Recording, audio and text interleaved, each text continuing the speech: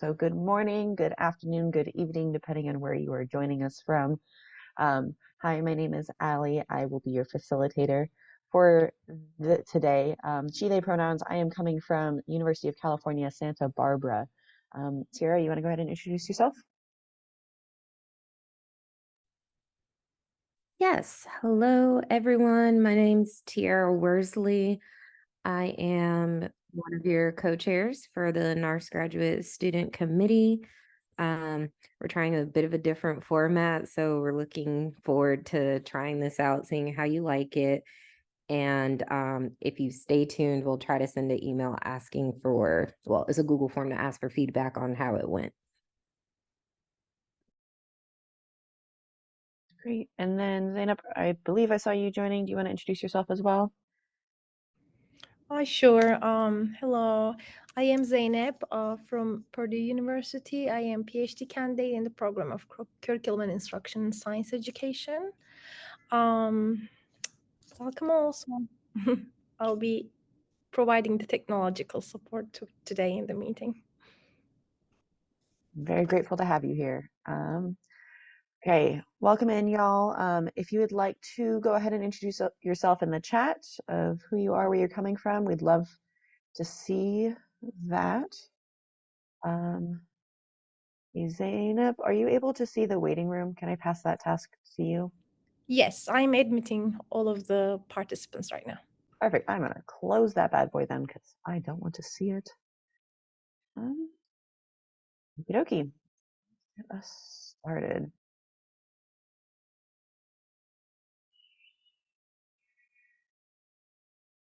Okay.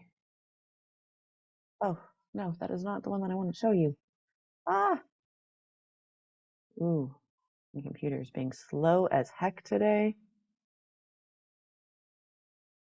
Okay, well, while I get the screen sharing properly going, a little bit about myself, just so you know why I'm giving this one. I am a sixth year PhD candidate. I have gone through many professional development looking at how we do writing, both academically and for industry, as well as taken all the classes I could and really tried to hone my skill. I have several publications out there, so I've gone through the peer-reviewed process for both research and practitioner, as well as for conferences of different types in different fields. So pulling on a bunch of different backgrounds to bring you this information, but also recognizing that where I am coming from, I still have a lot to learn too. So if anyone has any resources that they want to share throughout this presentation, feel free to drop them in the chat, which will be recorded and saved with this recording.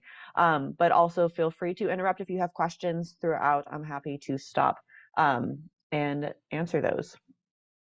Oh gosh, yes, I know it's being recorded. Okay. Oh gosh. Okay. So you are here for the NARST Graduate Student Council Writing Series. If that is not you, then welcome anyways. Today we are looking at the introduction to academic writing. This is going to be just a high-level overview of all things academic writing that you might want to know that I kind of wish someone had told me when I started my graduate career, just so I knew what I was getting myself into. Here's the overview of the rest of the series over these next 3 weeks. It's going to be every Tuesday and Thursday at this time for 2 hours. If you registered once, you should have received the Zoom link to all of them.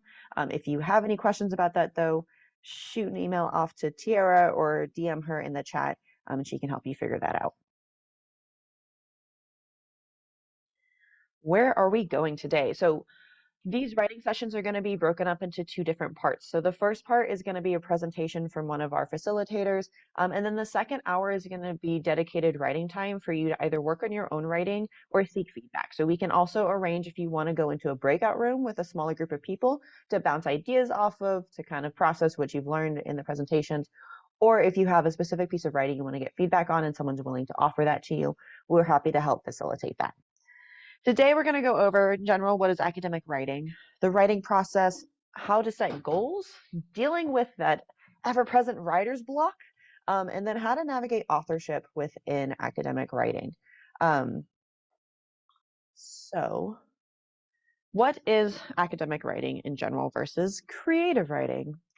So academic writing, according to Smith 2022, is writing in which communicates ideas, information to research, information and research to the wider academic community.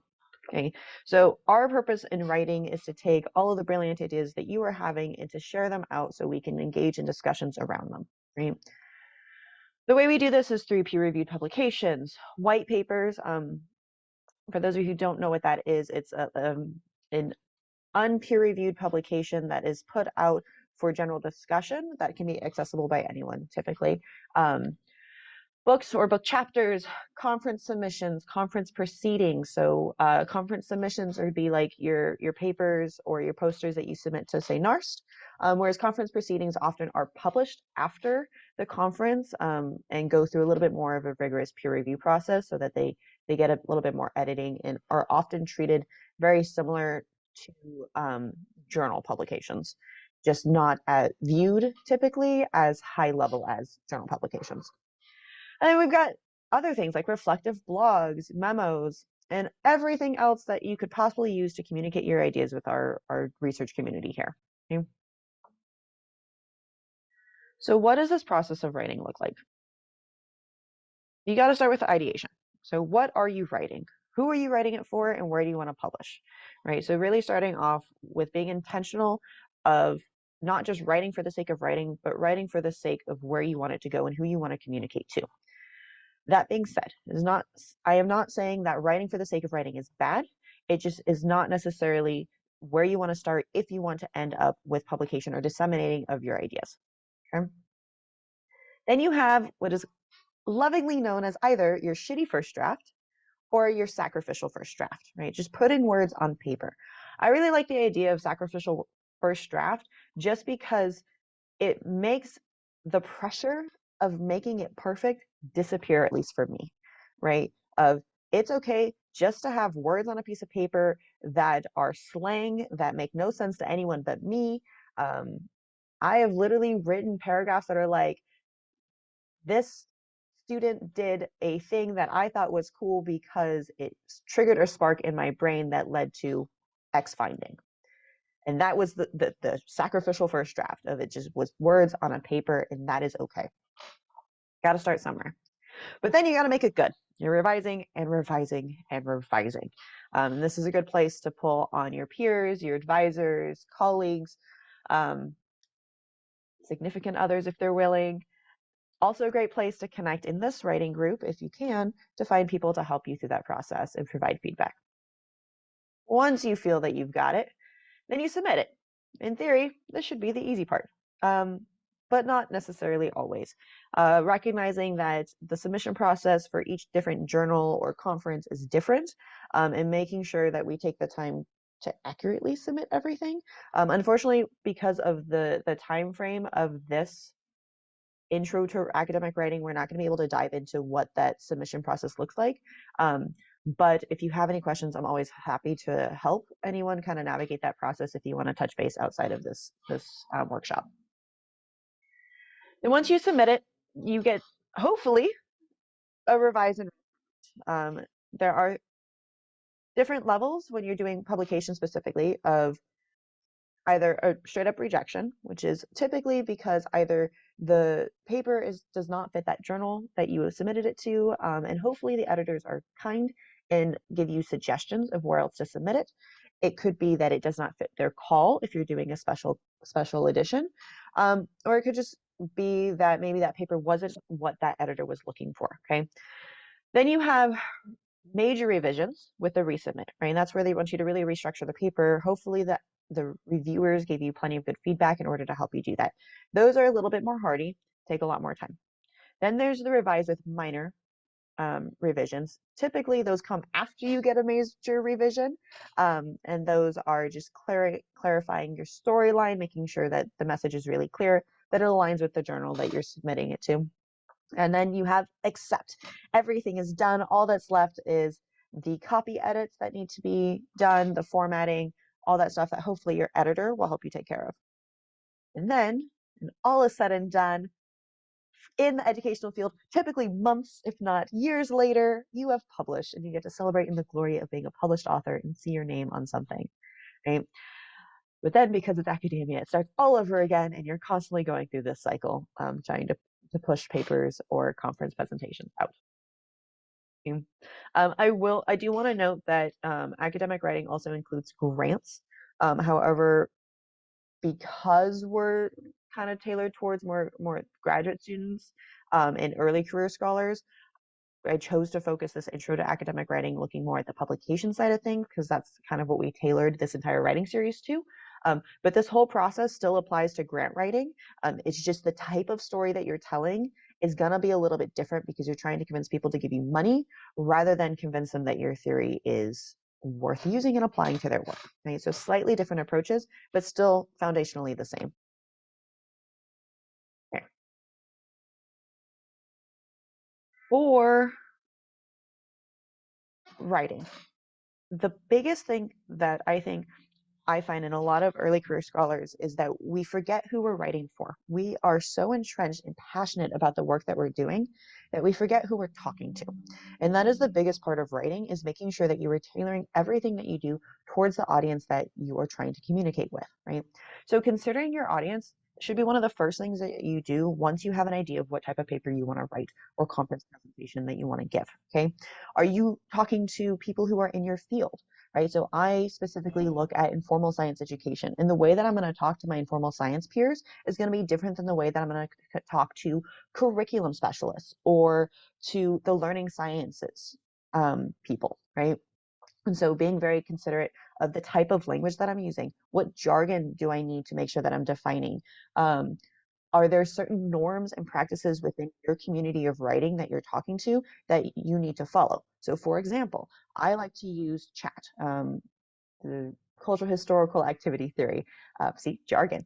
And the way that you talk about chat is very, very specific to that community. And so I have to make sure that I'm following those specific norms, which I might not necessarily do if I'm talking about, say, Brenner's ecological learning systems, right? Good way to figure out how to write is to read what others have done, right? So if you're looking at a specific journal, go look at what they have published recently. What type of topics are they publishing on? How are those authors writing? What is the format of those, of the articles that they're publishing, right? What do the headers look like? What do the titles look like? So we're in education, so it's kind of all over the place. Of like, some places have really fun, snarky, exciting titles, and others are very straightforward and to the point. Kind of what language should you be using? Look at what's already been done. The other thing that you can do is editors are there for a reason, right? So specifically within like journal articles or book publications, talk to the editors. They are there to help you. And this can be as soon as you have an idea, you can shoot an abstract off to the editor and be like, hey, this is what I'm thinking. Here's my abstract. Do you think this is a good fit for your paper? I find a lot of people don't take that step, but it can really help you tailor your paper in the beginning so that you're not having to rewrite your entire paper at the end when you realize that maybe it wasn't as good of a fit, or there could have been a different take you could have taken to make it a better fit. I will say not all editors are created equal, and you will have some editors that are like, I don't want to see your paper until it's done. Accept it. But a lot of times editors are going to be like, yeah, let's set up a meeting and talk through your ideas and make sure that this is a good fit. And I love those editors, and we need more of them. Okay.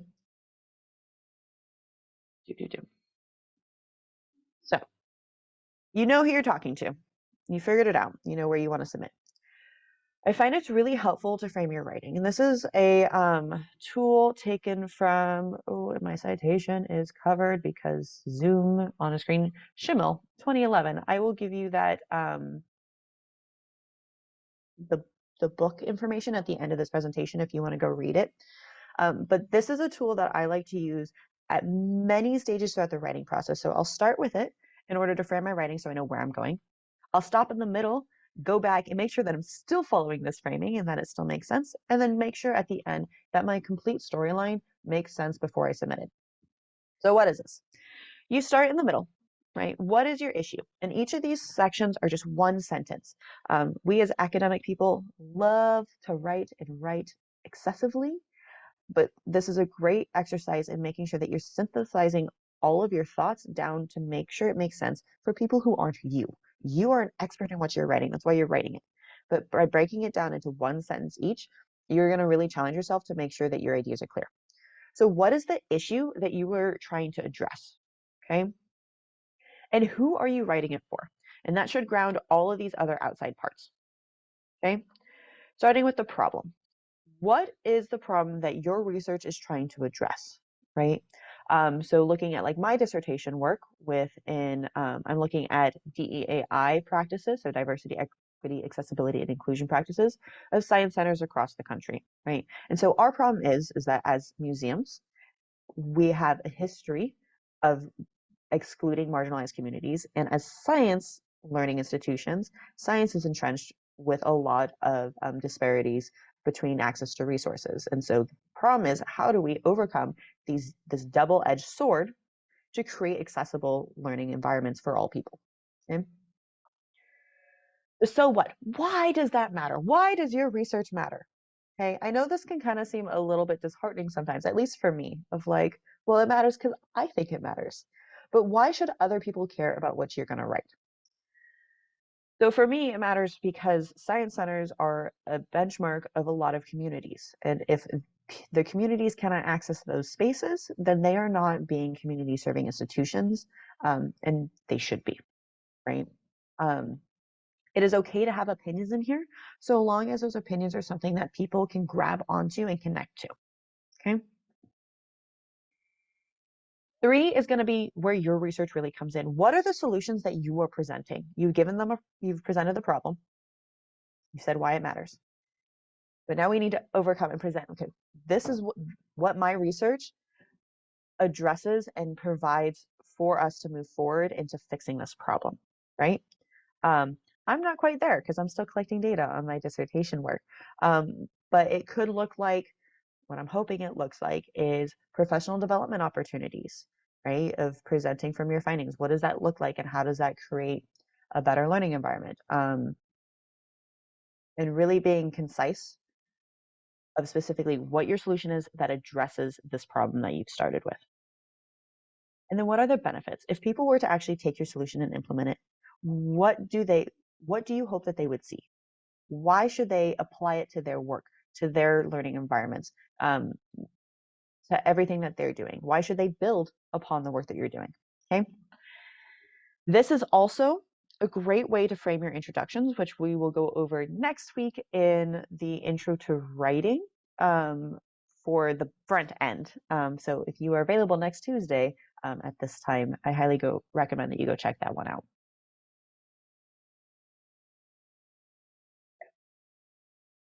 I'm actually going to pause there really fast and see if anyone has any questions before I move on.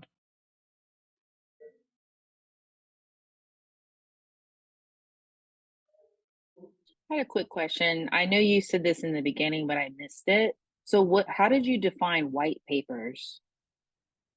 You had that on in the beginning. Yeah, so white papers, from my understanding, are going to be papers that are published not necessarily through the peer review process, but they are published for free access just to encourage discussions and communications with other researchers. There is a mixed debate of how white papers should be treated because they don't go through that rigorous review process. However, oftentimes they are foundational in a lot of the work that we do within education. So a lot of white papers come from organizations. So one I just recently read was from like the CCLI, so the Cultural Competencies Learning Institute, who did like this huge study, but then rather than going through and publishing through like a journal, they go and they publish it on their own for free access. Okay, thank you. Mm-hmm. I had a question, Ali. Yeah. Yeah, you mentioned earlier that you're focused around science education and you want to think about solutions, and you gave one example, right, professional development. I guess my question is, do you have a process or suggestion in terms of kind of narrowing down like solutions? Because I do math education, and previously I was a practitioner, so I could say professional development, curriculum, system, so forth, but we can't talk about everything. So is there a process that you say, you know what, based on the research, this is what I'm going to kind of talk about, and then kind of really go deeper into it? Oh, that is a complicated question. Yes. That is great. So And then you don't have to answer right now, but it's just something I've been grappling with because my advisor always tells me is like focus because I do have a lot of solutions, but he wants me to kind of think about a few theories to really hone down on professional development, for example, or curriculum design or systems, and so forth. yeah. So the short answer to that would be, in part, who are you talking to and what do they need to hear? Okay. Right. So again, grounding everything that we do in our audience that we're talking to. But I think also recognizing that what solution you choose to focus on will depend on where you're trying to disseminate your work, right? So if you're going to talk to practitioners, they're not going to necessarily care about the learning theories that you were finding in your math ed research, right? But they are going to care about what type of lessons that they should be focusing on in their professional development, or what they should be working on directly with their students, right? So again, that kind of circles back around to grounding it in your audience.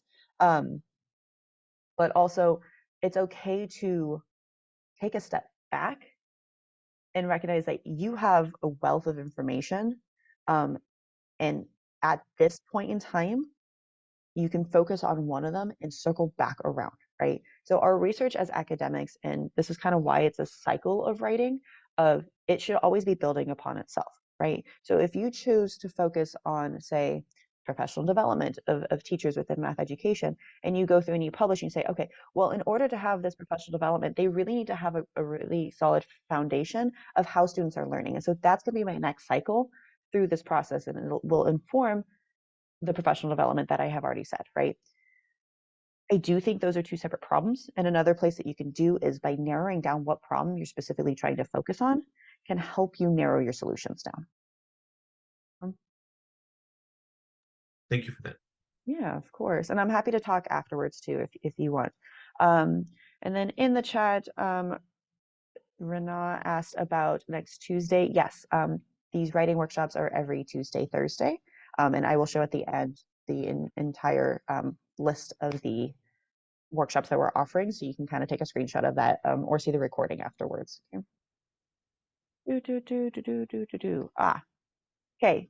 Solutions and benefits. Solutions are going to be what you are proposing from your research in order to address the problem. The benefits are the outcomes that you would want people to see if they implement those solutions, right? So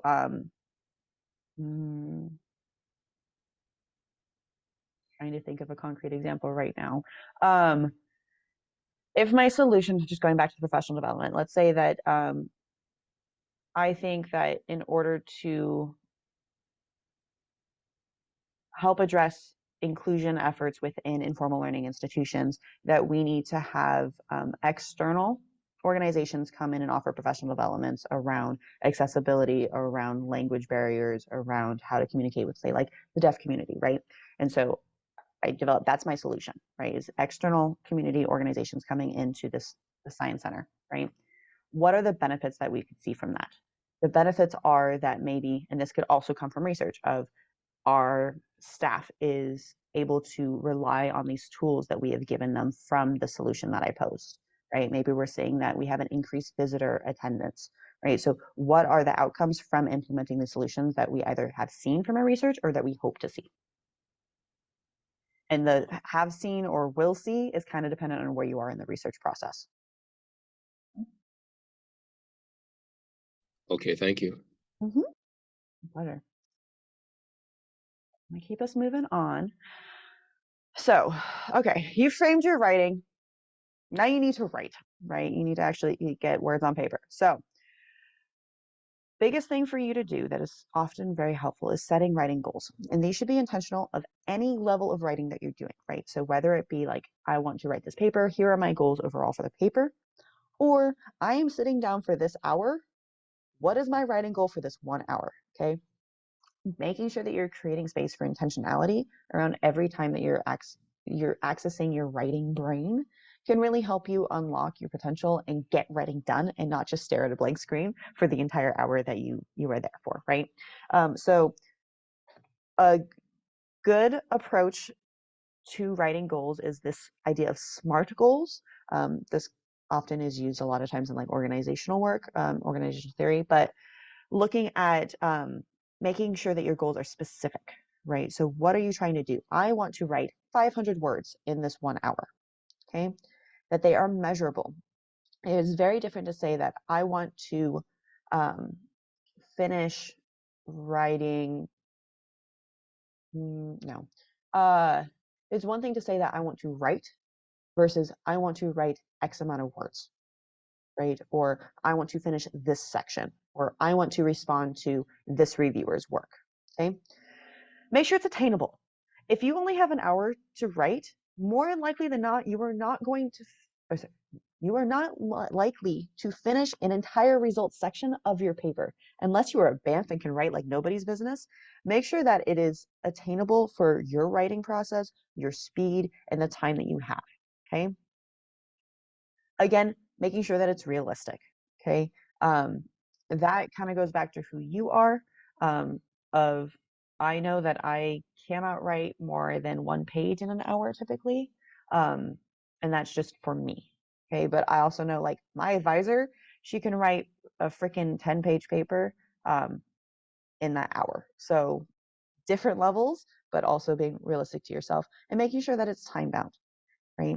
This is really easy if you are doing writing session goals, right? So you have that 1 to 2 hours and you're just writing for that time. But if you're talking about your whole paper, make sure that you're setting time check-ins for yourself in order to make sure that you're on process.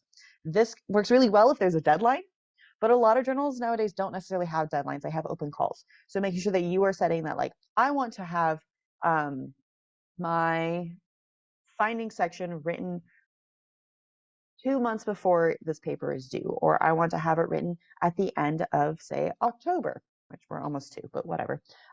This can also be really helpful for any of you who are in your thesis stage or your dissertation stage, because we can kind of go forever, which is very frustrating. So time bounding your goals can be really helpful. When you are making your goals, I want to encourage you to really be intentional with your time, right? So set aside that time at the very beginning in order to create these goals rather than just jumping into it. Especially within writing groups, sometimes it can be really easy. Just be like, hey, thanks everyone for coming. Let's start writing, right? But make sure you take that time to really check in with yourself of what your expectations are. Minimize your distractions. Oh my Lord, emails are the worst. They ruin writing for everyone. Turn them off. If you can close that window on your computer, close it. If you can put your phone on do not disturb or put it in a different room, do it. Make sure that you are setting yourself up for success when you are going to achieve these writing goals.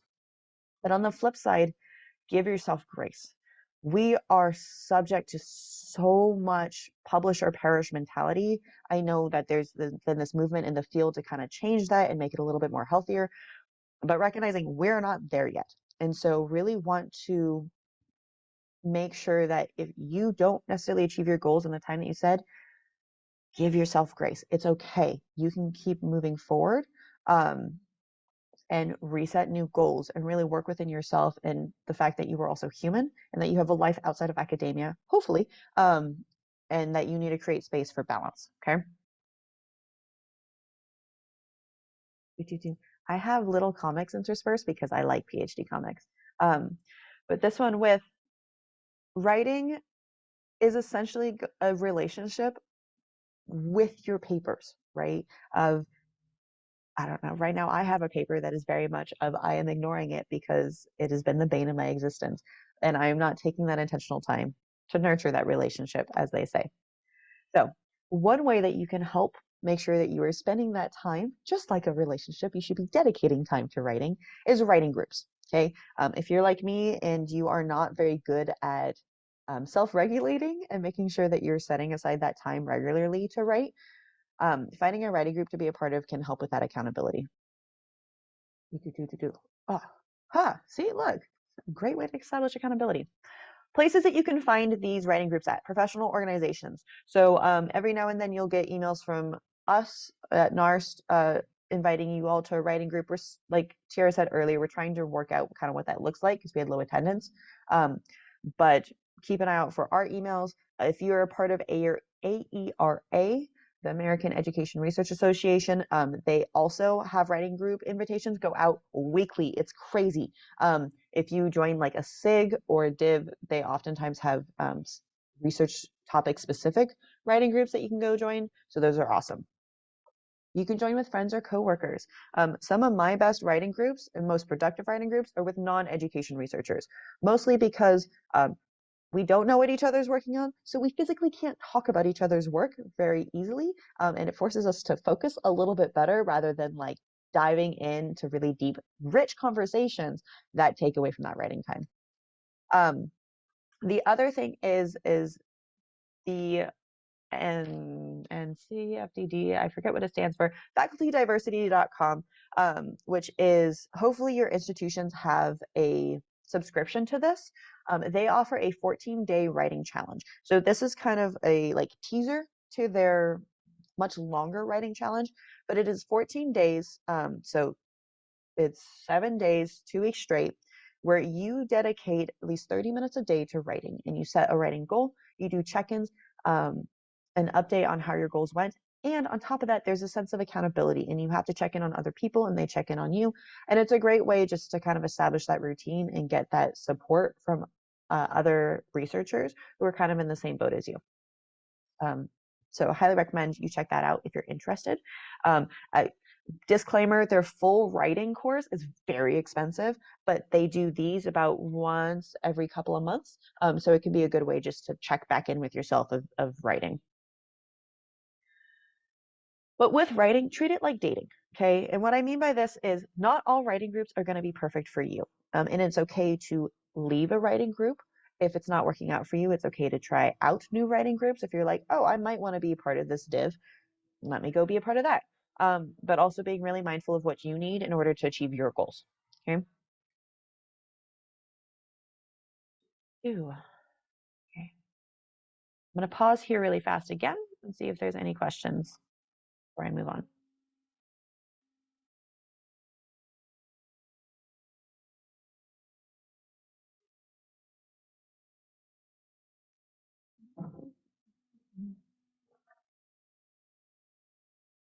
Okay. Writer's block. You've set aside writing time, you've got a writing group, you're killing it. And then you get there and you sit in front of your computer and nothing comes out. Happens to all of us, happens pretty regularly. So how do you overcome it? One of the easiest ways is to establish a routine, right? Of whether that be every morning from 8 a.m. to 9 a.m. before you start your workday, you sit down and you work on your writing. It could be every Tuesday, Thursday, just setting aside a time that is regular in your schedule or writing that you defend with your life. People will try to take that time for meetings. They will try to take it for their work. No, it is your writing time. And it'll be weird. And it's okay if at first, once you start this routine, if you do just sit there and you deal with writer's block. But the more that you get deeper into that routine, the more that your brain will be triggered of like, hey, it's time to write. Let's think. Let's put words on paper. Okay. Pomodoro style, I find, can also help with this. So Pomodoro style is where you set a certain amount of time aside for writing with a guaranteed break at the end. So different people do different times. Common is 45 minutes writing, 15-minute break, 50-minute writing, 10-minute break. I personally like to do an hour 45 writing with a 15-minute break, just because I find once I get into it, I need a little bit more time. The rule with Pomodoro style is, though, once that break comes, you stop and you take that time to break, get up, move around, move your body, get a drink, get a snack, and then you go back in once that break is over. So it's very rigid of writing versus breaking. However, again, whatever works for you. I find that I will start with Pomodoro style just because sometimes I just need to be like, okay, get that 45 minutes in. Once you have that 45 minutes, you can be done, I promise. And then I'll find my groove and I will actually work through my break because I've already gotten myself into that groove, and that's okay. But sometimes just knowing that there is an end can help kick your brain into like, okay, let's just be productive for this short amount of time. Use incentives. You know you best and what incentives work well for you. Mine is chocolate and getting to go out and do fun things. There are also other ways of tracking. So this link here, it's a Forest app. So what that is you log your writing time, and the more time that you spend and the more goals that you achieve that you've put into the app, the more trees grow, and then you get to like grow a forest. And so it's like this like cutesy little app, and you get to grow trees. And then when you like spend money, they plant trees in the real world. I don't know. It's cute. I like cute little incentives like this. It works for some of my colleagues as well. So you can look for different apps like that in order to help kind of encourage you to keep working. Talking it out. And this could be talking with a friend, a colleague, or just talking to your computer. Oh, sometimes that I find when I cannot write, my hands just can't get the words out of my head onto the page. I will talk like I'm giving a presentation, and I will click the speech to text option on Word and just have it write my ideas out. And that is my sacrificial first draft. And it can help me overcome it, so I have something to revise and to build off of. You can also work on another section. If you were writing your results section and you're like, oh, dang, I really don't know what I want to say here or why I'm saying this, go work on the literature review. Go work on the conclusions. Go work on the methods. Methods are the easiest thing to go back to because you've already done the work and you know what you did and you can write that. And just take a break. So you're still working on the paper. You still feel like you are moving towards your final goal, but you're giving that one section that's giving you some problems a break. Change up your workspace. If you are constantly working in the same environment that has no windows or isn't like a cubicle, go find somewhere else. Work at a coffee shop, work in the library, work from home. Sometimes even just changing where you are physically at can help kickstart your brain into working and thinking and writing.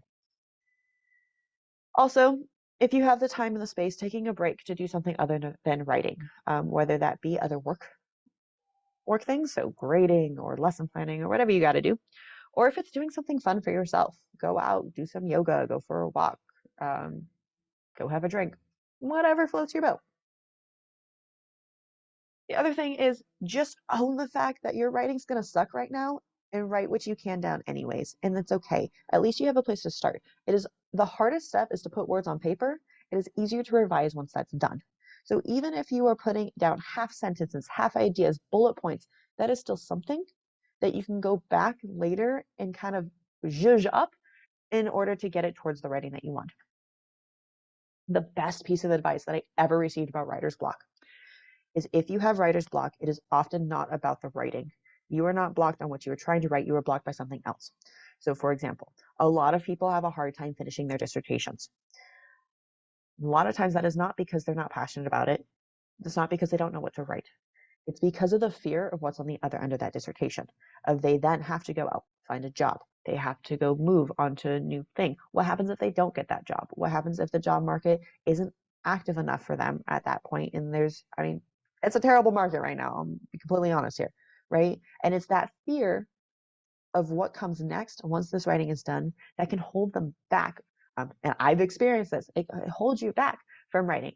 So it can also be good to take time to be reflective about what is it that's causing your writer's block. And it may just be that you just don't know how to say what you want to say. But there may be something bigger that you might want to look at and figure out why it's preventing you from doing your writing.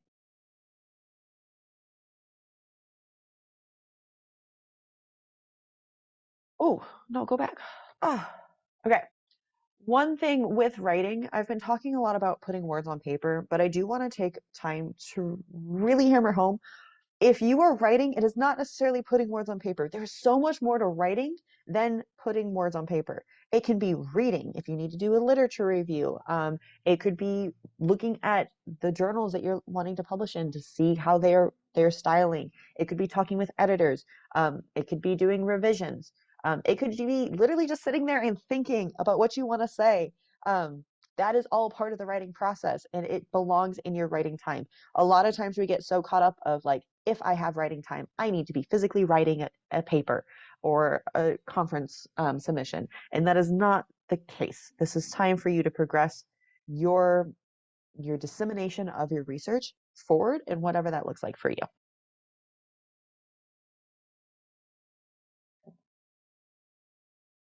Authorship. This is such a messy topic in academic writing because so many different people handle it so many different ways. So I will share general best practices, but I also want to recognize that your research group may do this differently. Your advisor, if you are still in graduate school, may have different expectations for their lab of how to handle authorship. And it's a power struggle. And there's a lot of authorship abuse that does happen in our field that I want to acknowledge. APA has guidelines for the way that you should decide authorship. Oh no, my link is not good. Okay, that's unfortunate.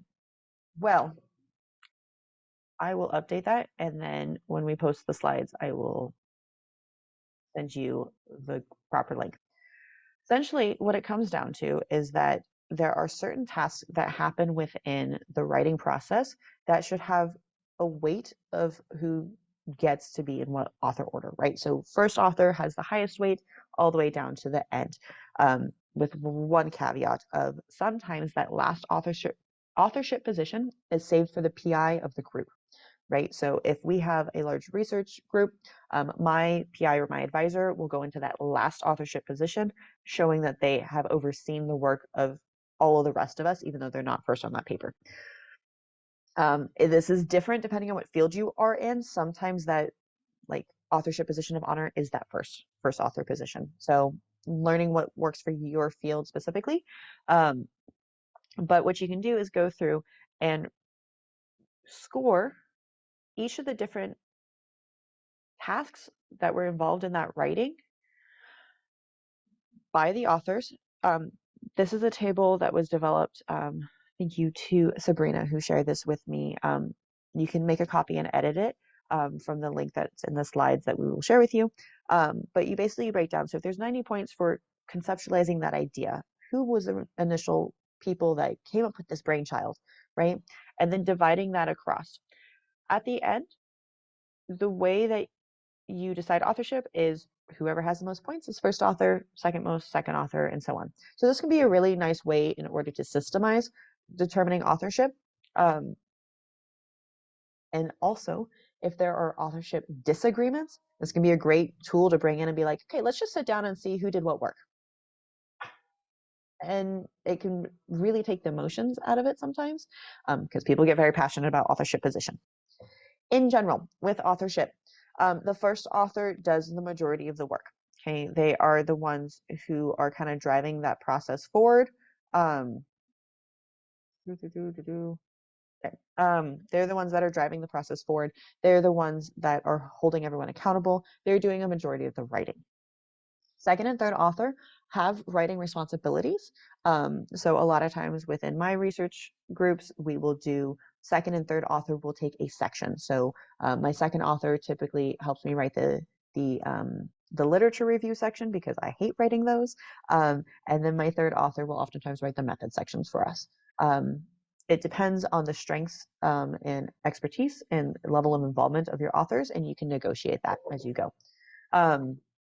And then fourth and on authors are often more of an editing position. They help with the brainstorming and the initial conversations and directions of the paper, but they're not doing actual physical writing. They're more so going back in afterwards and helping with the editing and making sure that through line is accurate and clear.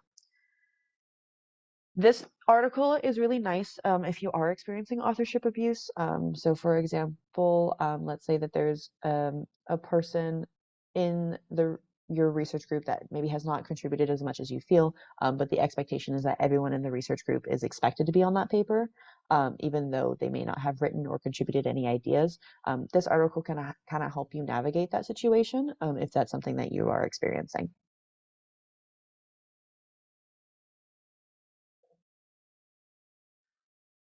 One thing that I highly recommend that you do too is creating collaborative writing norms and practices early on in the writing process. What I have found is a lot of groups that come together to write a paper, they're like, we have this amazing idea, let's write, here we go. And they don't take that time, again, working with intentionality to really establish how they want to write together. And then it like falls apart, or they get really mad at each other, or the paper's not quite where it is, or it's not as good as it could have been. So really taking the time to set up your writing and authorship expectations. Okay, what do you all want to get out of the group? What do you expect from each other in terms of communicating? Accountability structures. How are you going to make sure that the work is getting done? Are you going to meet every week? Is it going to be that one person checks in with other people? How do you ask for and provide feedback on half-formed ideas and writings, right? If I have a half-baked idea, I don't want to send it to someone and have them come back with copy edits of my grammar. That is not what I'm looking for. So how do you communicate that with each other? And what norms do you have for providing that feedback? Do you use track changes? Do you use comments? Do they need to make a new document in order to provide feedback on? If there is a disagreement, and I guarantee you there will, what is the process for resolving those disagreements? Setting that up ahead of time can really help smooth out that process with you all. When you do come into a disagreement, so you can turn back to these writing norms and just have a smooth way to move forward. With this, before you go into these norm communications, you should consider how you write. If you're going to collaborate with people, really take that time to think about yourself. How do you write? What type of feedback do you like or don't like and receive well or don't receive well? For me, if my paper is not torn apart and covered in red track changes, I don't necessarily feel that someone has actually gone through and read my work. I know that's not necessarily the case, but it makes me feel like they actually took the time. And so whether that be there's comments, whether it be positive or negative throughout, I want to see indications from my peer or from my reviewers or from my peers that they did go through and they read through all of it so that I know where they landed at. But also when you give feedback, I am terrible at giving positive feedback. I look for what needs to be improved, okay? Because that's how I feel my role is. But I also recognize that a lot of people really need that, like, this is really good, don't change this part, right? Or like, you did a really good job of showing these ideas here. And so being mindful of that. What are your writing pet peeves and how do you fix them? How do you like deadlines and reminders communicated? I tell all of my undergraduates that I work with that they need to send me a reminder the day before that we're meeting so that I know to make sure that I have my stuff prepared for them, right? And that's something that I ask of them. What do you need? What modes of writing do you have? Do you like to write on Google Docs? Do you like to write in Word? Do you like to write in Pages, Linux, all the jazz? And then anything else that people should know about you as a writer before you go into this, okay?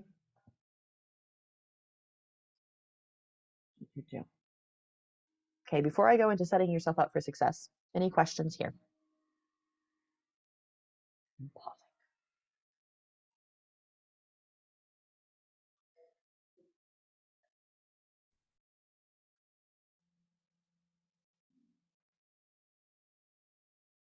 Okay. So when going into this writing, highly encourage you to set aside dedicated time regularly. I know it's really hard. We're all so busy, but blocking out that time in your calendar can really help you push your writing forward and whatever that looks like. Even if you find that you've set aside the time regularly and you don't have anything that you need to write, still try to write. Think about what papers you could be looking towards. Think about research questions you could be asking, okay? And maintain that time for yourself. Find a space that you feel comfortable in physically that allows you to get into this. Writing can be an emotionally vulnerable process depending on the type of work that you're doing. So making sure that you have your space carved out for yourself and you know what that looks like. Minimize all distractions. Turning off your phones, turning off your emails. There are several different types of programs that you can use that will send an email back to people and be like, hey, I'm writing right now. I'll get back to you when I can. If you are like me and have anxiety about not responding to people immediately. Set achievable goals, again, going back to those SMART goals, and share them with a friend. Find an accountability buddy, whether you find that in these writing groups here, or you find that with colleagues in your program, advisors, if you are other early faculty members, you can find it through that facultydiversity.org group. Find someone to hold you accountable to your goals. Save regularly. And I don't just mean saving like Control S or Command S saving. I mean like backing up your work, making sure that you have it somewhere that if all hell breaks loose, you do not lose everything. Yeah. And also give yourself rewards and grace. this is hard work that you are doing, and you are doing amazing at it. So you deserve rewards. A lot of times we don't celebrate the small wins, and we should. So if you finish a section, go give yourself a reward. Get a little scoop of ice cream, whatever floats your boat. But also being patient with yourself of some things do take longer than we expected. And it's okay if you need to adjust your goals in your timeline if you have that space. Okay. I do want to recommend these two different books. So the Schimmel book I referenced earlier with the writing framing heuristic that I showed you.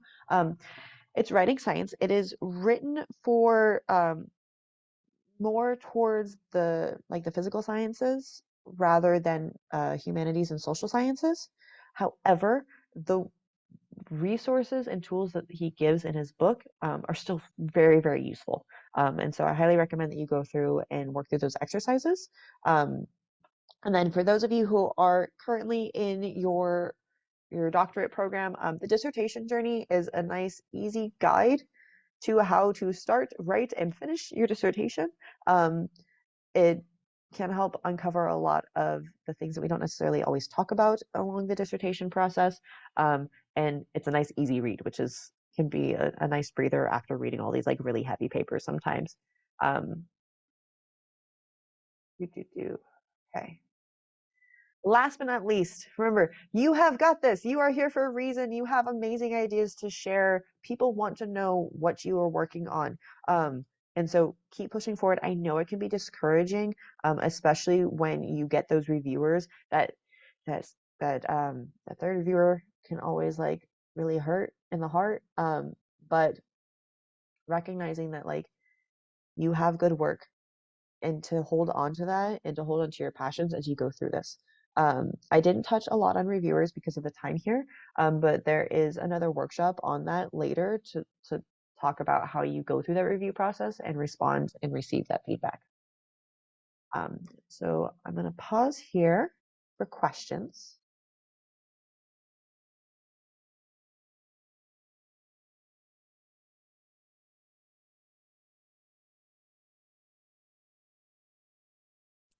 I had a quick question.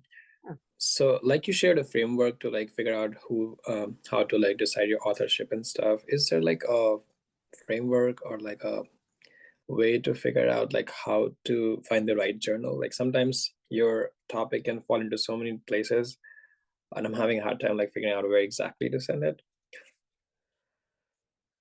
Yeah. So I haven't found an easy framework of total the points like the authorship one is.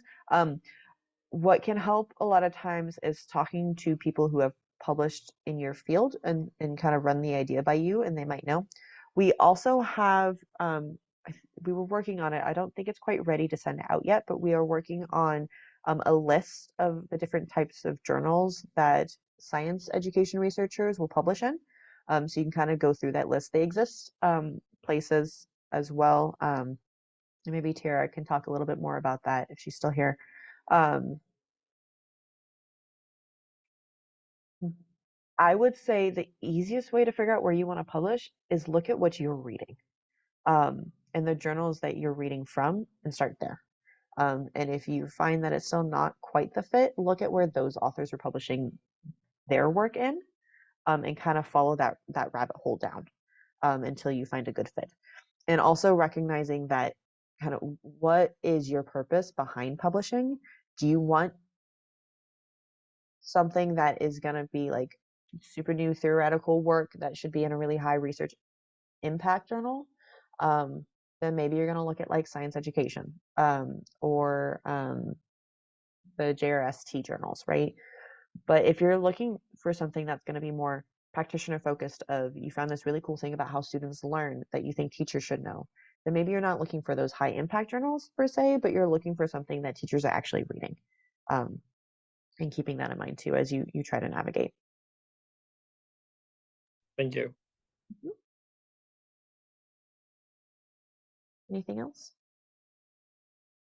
I have just a question. I'm calling from Zambia. I had a question.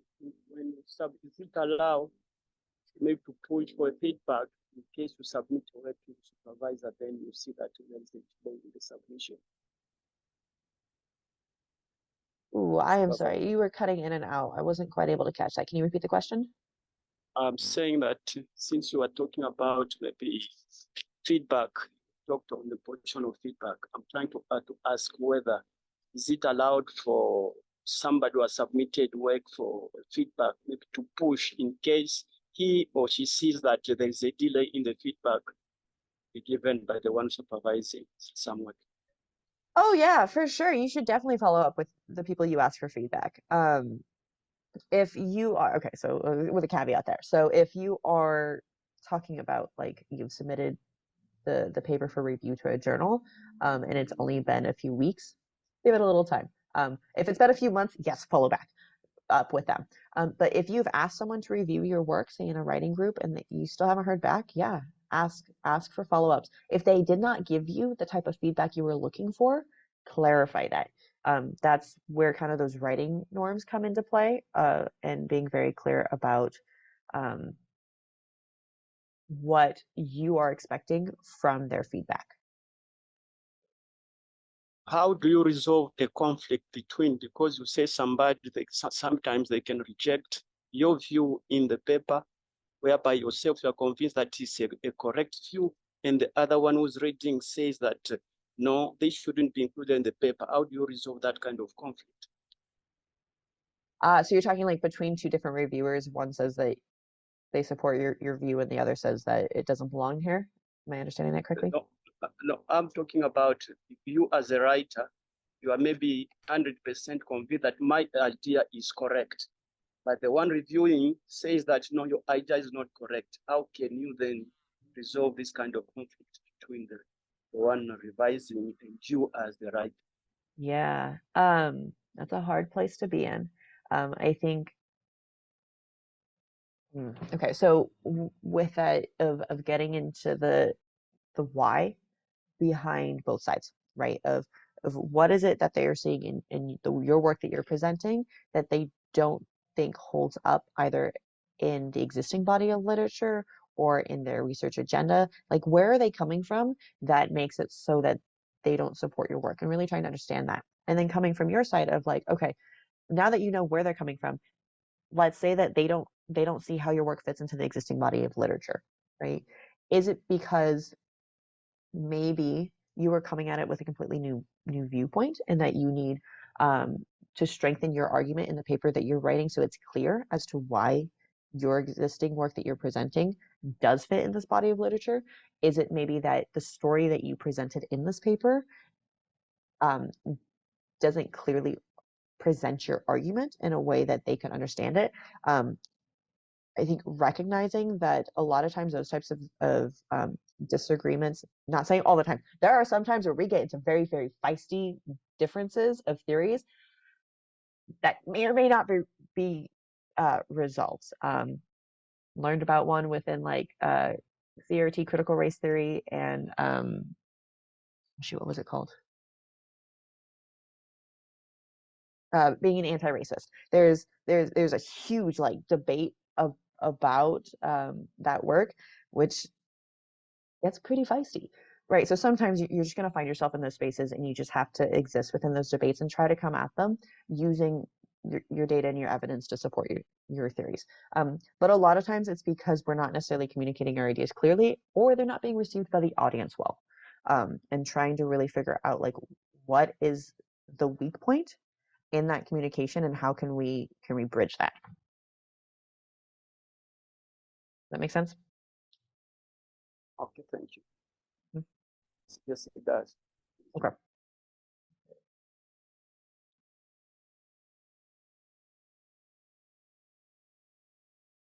And then I had one question about organizing thoughts, ideas, and notes from readings to help in the writing process. For Just that, maybe a quick question. Is it possible that a supervisor always has more information than the writer in case of refusing or rejecting idea, or it can be vice versa, whereby the one writing has more information than the one revising, only with the supervisor? Is it possible to have that kind of situation in research? Oh, for sure. Yes. I mean, we are all becoming experts in our own little subfield, right? We are very niche. And it is, I mean, your advisors cannot know everything about every topic.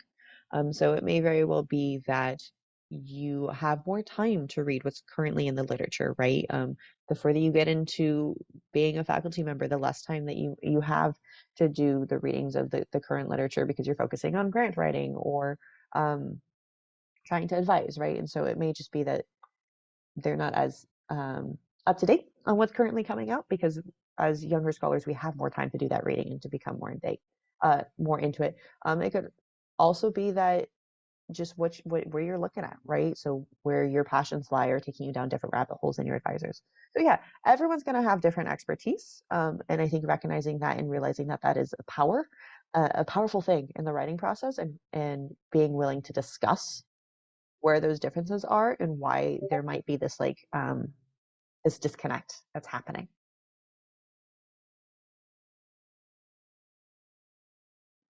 I need some clarification, you see, because I'm about to write some papers now. If you see that differences have continued, is it possible to change along maybe the way to seek for another supervisor if differences continues every time? That depends where you're at. My personal opinion is always yes. You should always seek people who support you, and that you are able to work with. I'm not saying that you should not value differences of opinion, and people who challenge your way of thinking. But if it is getting to a point where you cannot professionally work together in a way that is productive, then yes, it is okay to seek out other people to collaborate with. I encourage you to consider how you go about that, of making sure that the way that professional relationship is dissolved is through I don't know, I always choose to lead with respect and love, right? So even if you have differences of theories and approaches in theory of how are you pulling away from it in a way that can still maintain that relationship to some extent professionally. If it is an abusive relationship, and I recognize that those happen a lot in academia, um, and you just need to get out, then get out. It is okay to cut ties. Um, Making sure that you have your support system in place, if it gets to that point. Thank you so much for clarification. Yeah.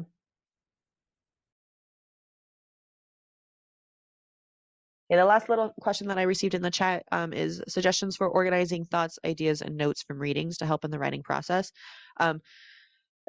This, I'm guessing, will be covered next Tuesday a little bit.